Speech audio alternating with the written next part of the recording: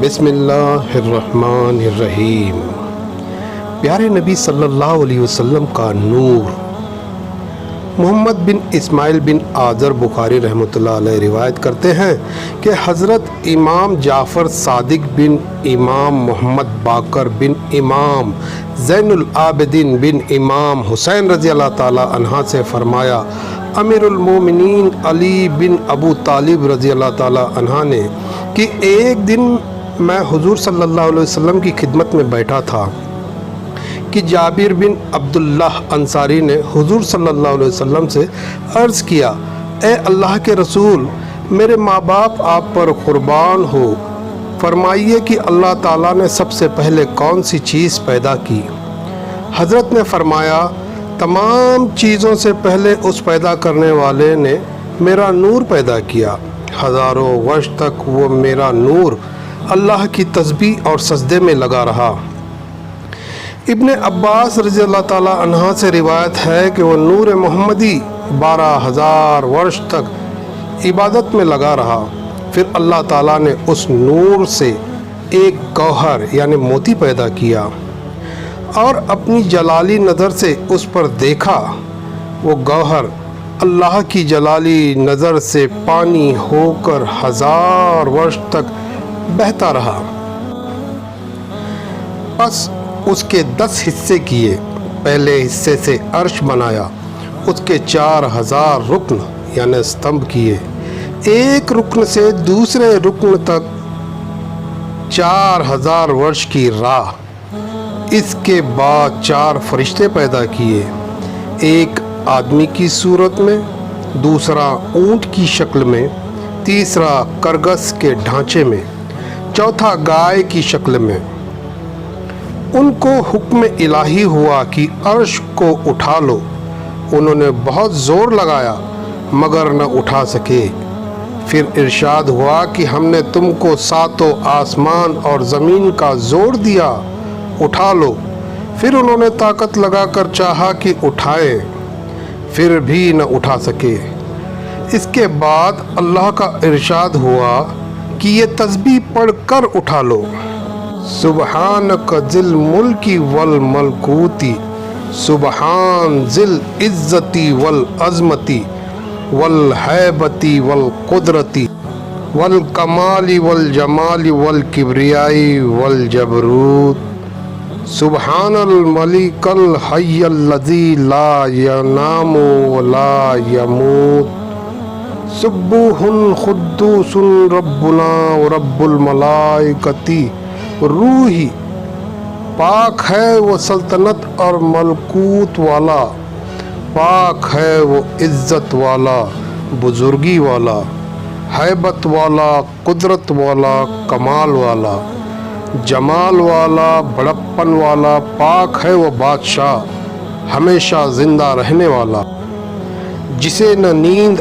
آئے نہ موت، قابل تعریف، پاک صاف ہمارا رب، فرشتوں اور روح کا رب۔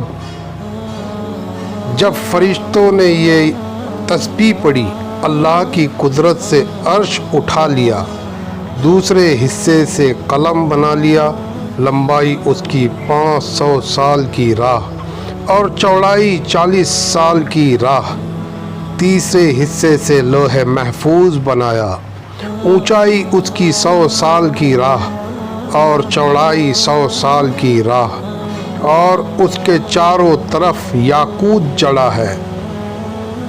پھر قلم کو حکم ہوا کہ لکھ۔ عرض کیا، کیا لکھوں؟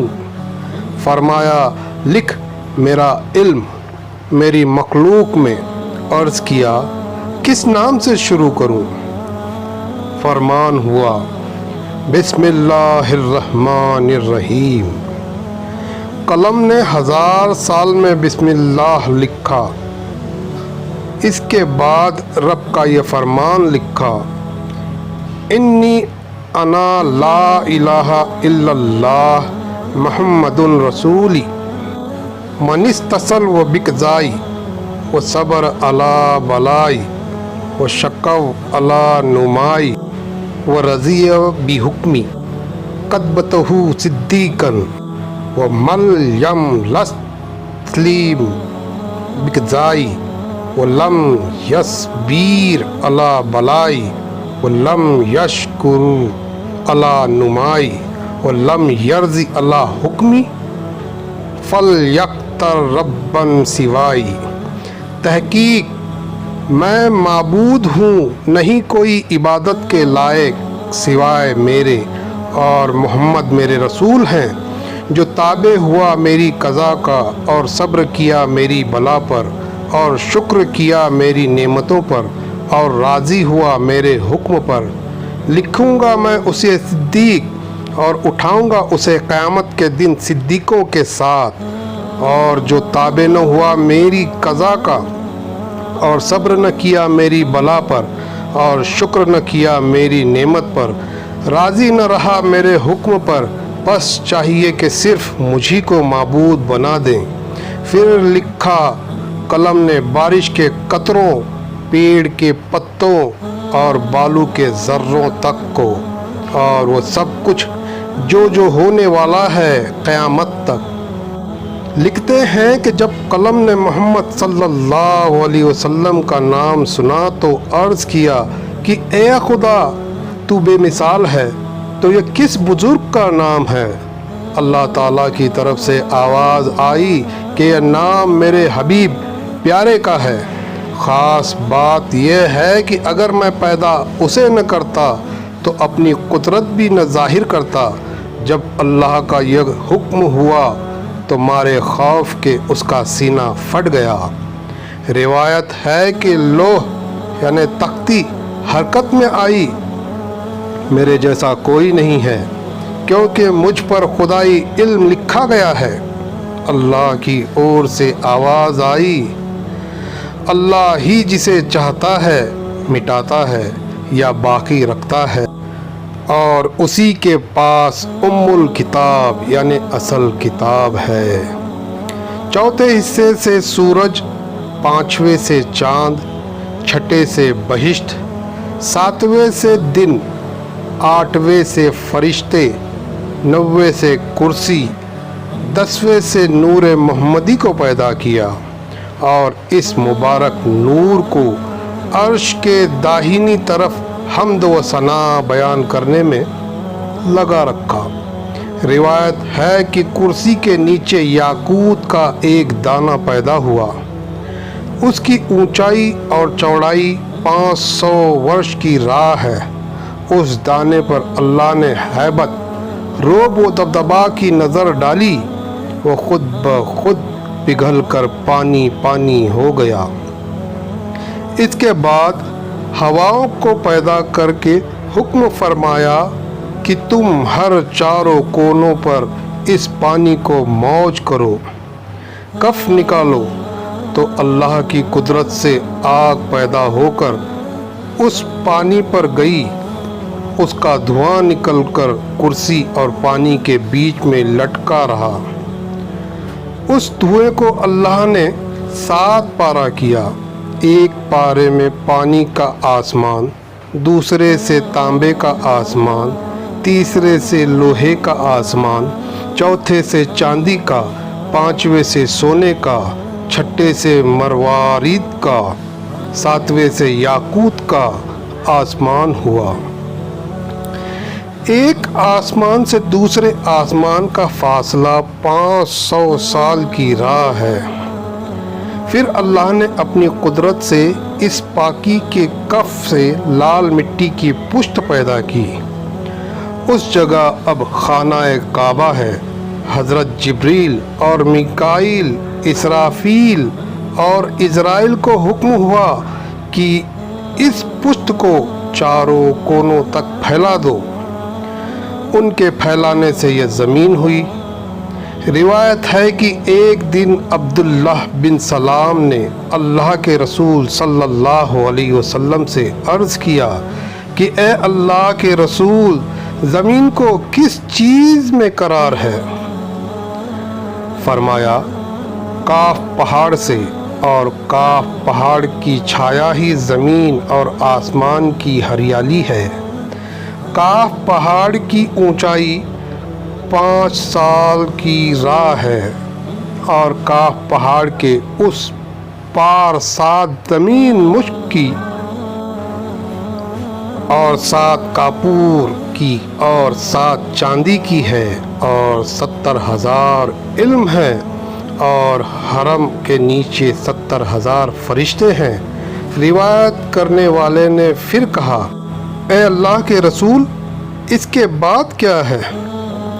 فرمایا، ایک اژدہا ہے، اس کی لمبائی 2000 سال کی راہ ہے، اور فرمایا کہ 7ویں زمین پر فرشتے اور 6ٹھی زمین پر شیطان اور اس کی اولاد، اور 5ویں زمین پر دیو، اور 4تھی پر سانپ، اور تیسری پر تکلیف پہنچانے والے جانور، اور دوسری پر پریاں، اور پہلی زمین پر سب آدمی ہیں، اور 7ویں کے نیچے ایک گائے ہے، اس کے 4000 سنگ ہیں، ایک سنگ سے دوسرے سنگ تک 500 سال کی راہ کا سفر ہے، اور یہ 7 طبقے زمین کے اس کے سنگوں کے درمیان ہیں، اور وہ گائے ایک مچھلی کی پیٹھ پر کھڑی ہے، اور وہ مچھلی پانی پر ہے، اس پانی کی گہرائی 40 برس کی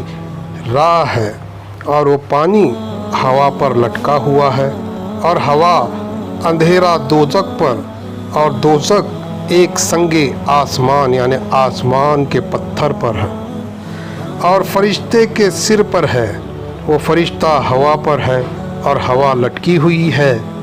حضرت عبداللہ بن عباس سے روایت ہے کہ تحت الثری یعنی سب کے نچلا حصہ نام ہے تازہ پھول کا، وہ 7ویں زمین کے نیچے ہے، ثری کے نیچے دوزخ ہے،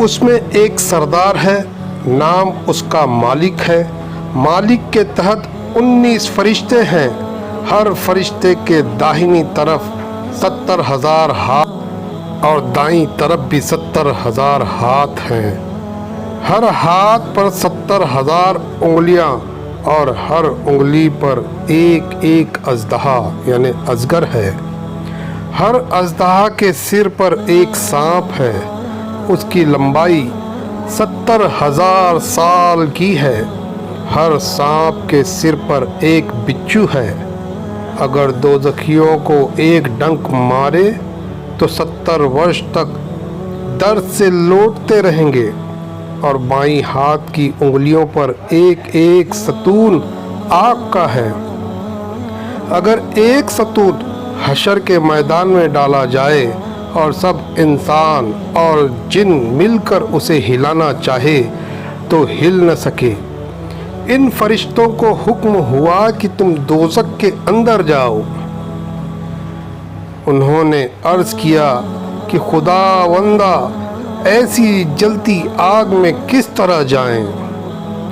جبرائیل نے رب کے حکم سے ایک انگوٹھی بہشت سے لا کر ان کے ماتھے پر اس سے داغ دی، انگوٹھی پر لکھا تھا لا الہ الا اللہ محمد رسول اللہ، نہیں ہے کوئی معبود سوائے خدا کے، اور محمد صلی اللہ علیہ وسلم اللہ کے رسول ہیں، تاکہ دوزخ کی آنچ ان پر اثر نہ کرے۔ تب وہ 19 فرشتے دوزخ میں گئے اور قیامت تک وہی رہیں گے۔ جو مومن ماتھے اور دل پر داغ محمدی رکھے گا تو ہرگز دوزخ کی آگ کا رنج اور صدمہ اسے نہ پہنچے گا۔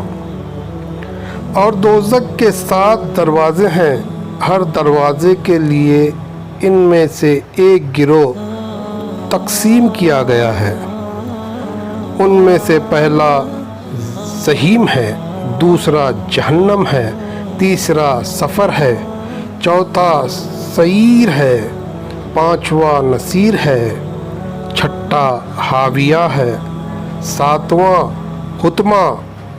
روایت ہے کہ ایک دن حضرت جبریل کو پیارے نبی صلی اللہ علیہ وسلم کے پاس وحی لانی تھی کہ یکایک زلزلے کے صدمے میں زمین اور پہاڑ ہل گئے اور اس کے ساتھ ہی ایک ہولناک آواز آئی کہ چہرہ مبارک کا رنگ بدل گیا۔ حضرت محمد صلی اللہ علیہ وسلم نے جبریل سے پوچھا کہ یہ کیسی آواز تھی؟ جبریل نے کہا، اے اللہ کے رسول، آدم علیہ السلام کے آگے 7,000 ورش سے ایک پتھر 1000 من کا دوزخ میں ڈالا گیا، آج تک وہ نیچے چلا جاتا تھا۔ ابھی پکار حطمہ یعنی حطمہ کا گڑھا میں پہنچا، یہ اس کی آواز تھی۔ حضرت صلی اللہ علیہ وسلم نے پوچھا، وہ کس کی جگہ ہے؟ عرض کیا کہ منافقوں کی، اور 6 درجے میں مشرک رہیں گے، اور 5ویں درجے میں بت پرست، 4تھے درجے میں شراب بیچنے والے، اور 3 درجے میں ترسا، 2 درجے میں یہودی، اور 1 درجے میں تمہاری امت کے گناہ گار۔ دوزخ کے ایک دروازے سے دوسرے دروازے تک 70 ورش کی راہ ہے، اور ایک سرپوش رنگین کی جس کی چوڑائی 50 سال کی راہ ہے، دوزخ کے منہ پر رکھا ہے۔ دوزخ کے نیچے ایک پتھر ہے، اس کے نیچے ایک فرشتہ مچھر کے پیٹ پر کھڑا ہے، اس کے نیچے ایک مچھلی اتنی بڑی ہے کہ دم اس کی عرش سے لگی ہے، اور ایک گائے فردوس کی ہے، اس کے 70,000 سنگ ہیں اور زمین میں گڑے ہیں۔ وہ گائے اس مچھلی کے پیٹ پر کھڑی ہے، اگر وہ ہل جائے تو پوری کائنات الٹ پلٹ جائے۔ عبداللہ بن عباس سے روایت ہے کہ ہر آسمان پر ان گنت فرشتے ہیں، وہ سب اللہ کے حکم سے اللہ کے ہر طرح کے گنگان میں لگے ہوئے ہیں۔ اگر ایک پل اللہ کی یاد سے غافل ہو تو اللہ کے نور کی تجلی سے جل بھن کر راکھ ہو جائیں۔ یہ فرشتے کچھ گائے کی شکل میں، کچھ سانپ کی شکل میں، اور کچھ گدھ کی شکل میں ہیں۔ کچھ کا آدھا بدن برف کا اور آدھا آگ کا ہے۔ کچھ کھڑے عبادت کر رہے ہیں، کچھ رکوع میں، کچھ سجدے میں، اور کچھ بیٹھے ہوئے عبادت میں لگے ہوئے ہیں۔ اس لگاتار عبادت کے باوجود قیامت کے دن معافی چاہیں گے۔ پھر خالق نے 7 دنوں میں یعنی اتوار کو عرش اٹھانے والوں کو پیدا کیا، سوموار کو 7 طبق آسمان کے، منگل کو 7 طبق زمین کے، بدھ کو اندھیرا، برہسپتی کو منافع زمین، جمعہ کو سورج، چاند اور تاروں کو اور سب آسمان کو حرکت دیا، اور سنیچر کو تمام دنیا کی پیدائش سے فارغ ہوا۔ روایت ہے کہ اللہ نے ریت کو پیدا کر کے ہوا کو حکم دیا تو وہ ایک حصہ زمین پر اور ایک حصہ زمین کے نیچے لے گئی۔ اس کے بعد بے دھواں کی آگ پیدا کر کے اس سے جنوں کی قوم پیدا کی، جنوں سے دنیا بھر گئی۔ ان پر اللہ نے یوسف نام کا ایک پیغمبر بھیجا، جنوں نے اس پیغمبر کی نصیحت نہ مانی بلکہ اسے مار ڈالا۔ زمین پر ظلم کرنے لگے، تب اللہ نے اسرائیل کو کچھ دوسرے فرشتوں کے ساتھ بھیجا، انہوں نے سب کو مار کر پوری دنیا کو ان سے پاک کیا۔ واللہ عالم بحقیقت الحال۔ اللہ ہی اس کی حقیقت کو بہتر جانتا ہے۔